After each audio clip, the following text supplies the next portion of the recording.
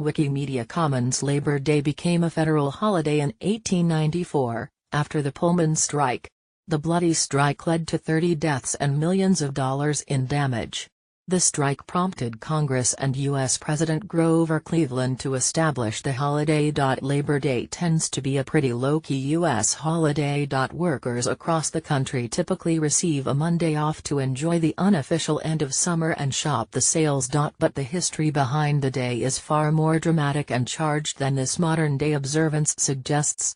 U.S. President Grover Cleveland signed the holiday into law just days after federal troops brought down the bloody Pullman strike in 1894. Indiana State professor and labor historian Richard Schneeroff, who edited the Pullman strike and the crisis of the 1890s, told Business Insider that this particular strike proved to be a sort of culmination of the fraught debate over labor, capital, and unions in the 19th century. The setting for the strike was the company town of Pullman, Chicago. The Pullman Company hawked an aspirational product, luxury rail cars. Wikimedia Commons engineer and industrialist George Pullman's workers all lived in company-owned buildings. The town was highly stratified. Pullman himself lived in a mansion, managers resided in houses, skilled workers lived in small apartments, and laborers stayed in barracks-style dormitories. The housing conditions were cramped by modern standards, but the town was sanitary and safe, and even included paved streets and stores. Then the disastrous economic depression of the 1890s struck. Pullman made a decision to cut costs, by lowering wages. In a sense, workers throughout Chicago, and the country at large, were in the same boat as the Pullman employees. Wages dropped across the board, and prices fell.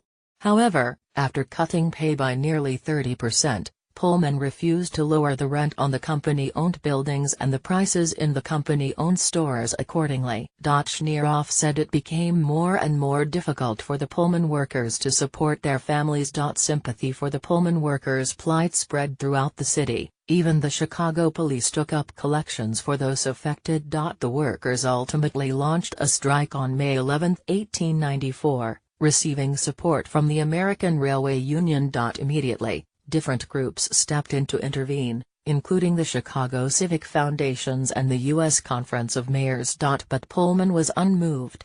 He refused to even meet with the strikers. He just wouldn't talk, Schneeroff said. He refused. Until the age of Reagan, this is the last great situation where a leading capitalist could get away with that. Pullman's stance earned him widespread rebuke. Fellow business mogul and Republican politician Mark Hanna called him a damn fool for refusing to talk with his men. Chicago Mayor John Hopkins loathed Pullman, having previously owned a business in the rail car magnate's arcade building.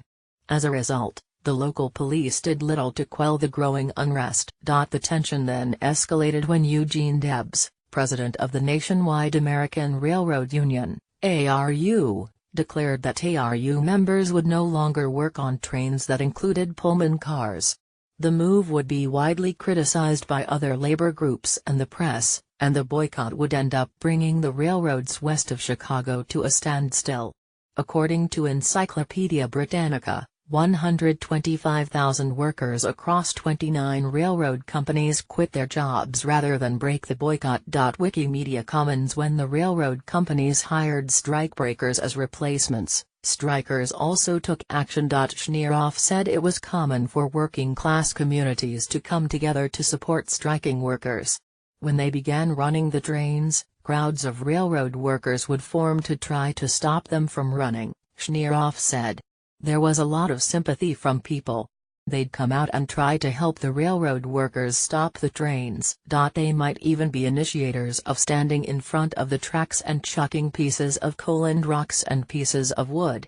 Then there would be lots of kids, lots of teenagers, out of work or just hanging around and looking to join in for the fun.